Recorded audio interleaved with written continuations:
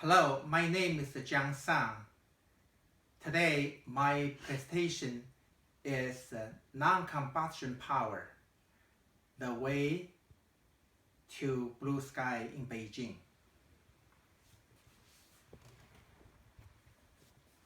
Non-combustion power, the way to blue sky in Beijing. Combustion is the human race's essential path toward the civilization. Peking Man is the earliest user of fire in 500,000 BC. Peking, now known as Beijing, suffers the most pollution caused by combustions nowadays. This infrared image shows Beijing is under heavy pollution, the smog. The shots of smog on Beijing and other major Chinese cities that are so dense, which can be seen from space. This image is NASA satellite 2015. In previous years, the same image is obtained by NASA satellites. These smogs another thing is made in China that can be seen from space other than Great Wall. From ground level, we can see the air quality in Tiananmen Square, which is in center of Beijing. Mr. Richard Mueller, a scientific director of Berkeley Earth, said, "When I was last in Beijing, pollution was at the hazardous level. Every hour of exposure reduced my life expectancy by 20 minutes. The observed air pollution is calculated to contribute to 1.6 million deaths per year in China at 95% confidence. The sign in Chinese says, 'I want to breathe.' The lung damaged by breathing the polluted air in Beijing is as much as smoking 40 cigarettes per day." How this smog is formed? And the temperature inversion. And the temperature inversion in meteorology means the temperature increase with height. An inversion can suppress convection by acting as a cap. When great amount of pollutant exists, an inversion cap will trap pollution that forms smog on the ground in the areas such as the basin or valley, especially during winter time in December, when the smog tragedy happened in Belgium, London, and LA, which took away thousands of lives away.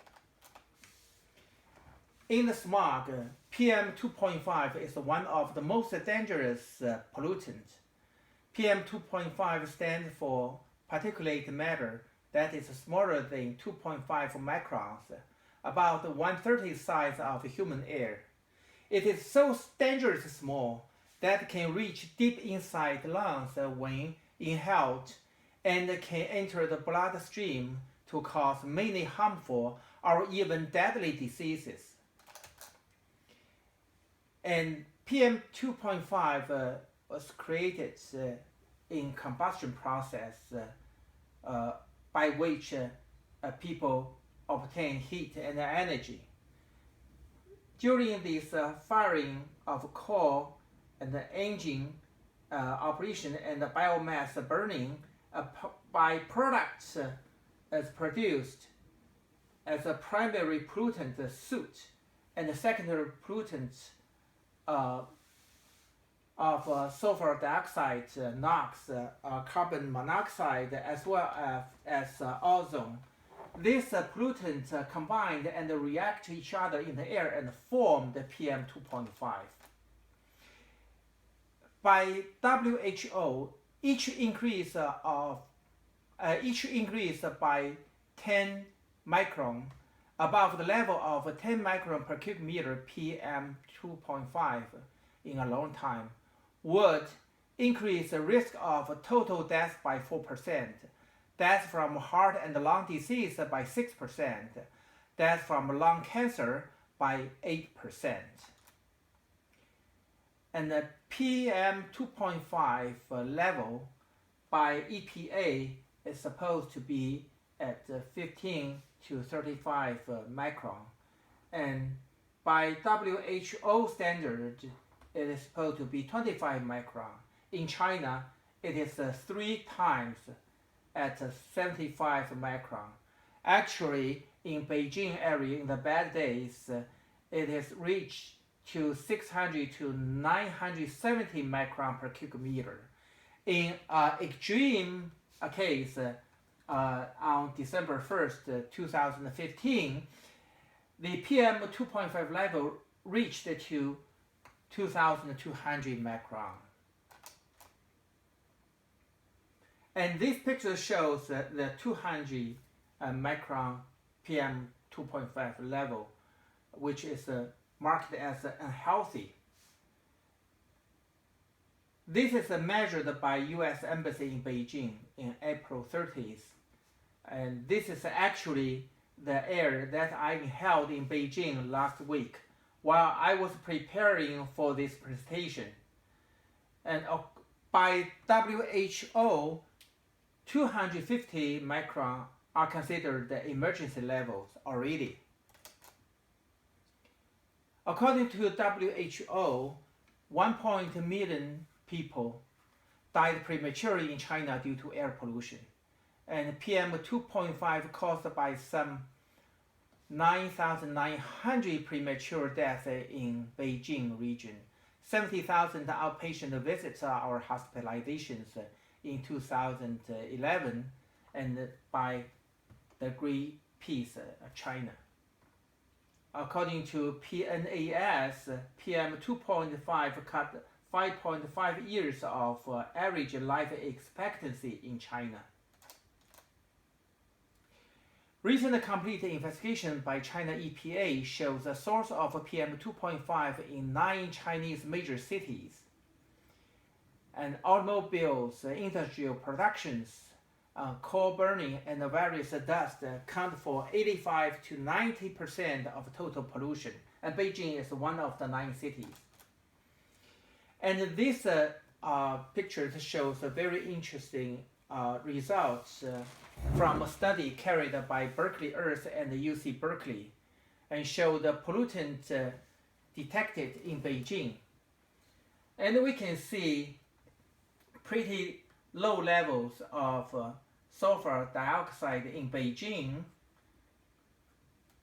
while PM 2.5 in Beijing is in a higher level, and so does the NOx in Beijing. And sulfur dioxide flood become negligible in 2015. It is because Beijing limited the coal burning in its immediate vicinity, so coal burning should be responsible for sulfur dioxide.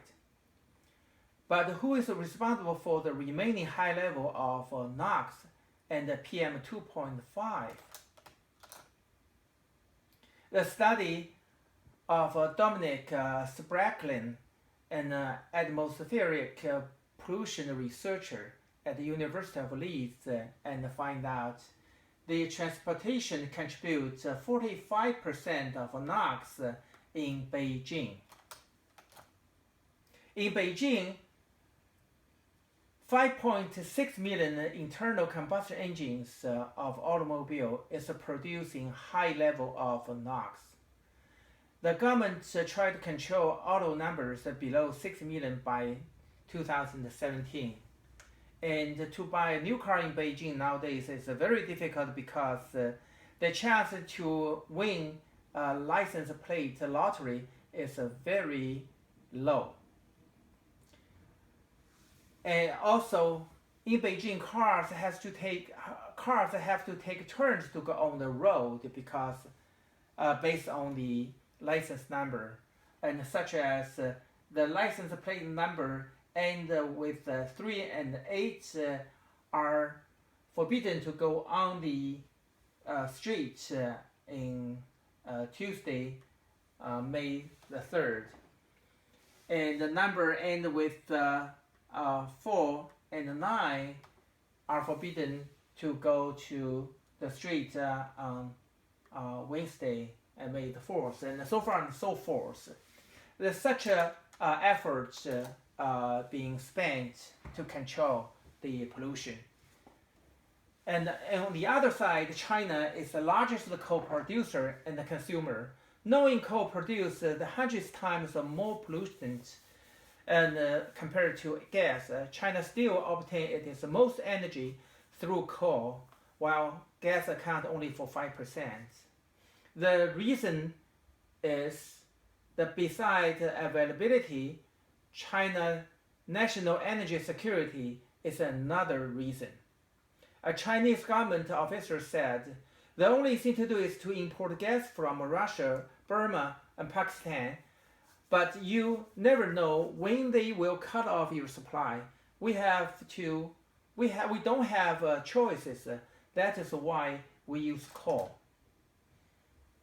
And success in fracking shale gas in USA increased all of a sudden China gas usable reserves to 31 trillion cubic meter.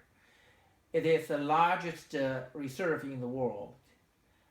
China's ambition is to increase 23 times gas output in next 5 years by hydraulic fracking. Fracturing will result in many environmental problems in China. It is because lacking of regulations in shale gas fracking. Non-research has been conducted on pollution levels from fracking in China. Some products of fracking are not regulated in China, including methane discharge from well, safe disposal of fracking wastewater. For example, fracking fluid come back to the surface is defined as salt water, but pollutant. This is by Chinese current regulation. Besides pollutant threat related to fracking gas, water stress is another challenge. Fracking gas consumes great volume of water. However, major deposits in China are located. This deposit in the gray area, gray color, are located in the extreme high water stress locations, as this show indicated in red color. So gas fracking risks China's ecosystems too. After all, combustion generates pollution, whether it combusts coal, gas, or other fuels. As long as combustion happens in atmosphere, pollutant is inevitable. In Beijing, the major pollutant is from internal combustion, again, from the engine. Air is nothing but a mix of 21% of oxygen and 70% of nitrogen. Oxygen and nitrogen do not react at ambient temperature, but at high temperatures. Such high temperature is generated in lightning flash during combustion of a mixture of air and fuel. This is how it is created.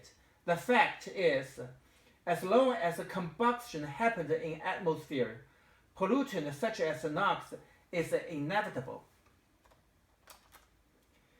Many efforts dealing with the combustion pollution has been done, which are all at end of pipe approaches.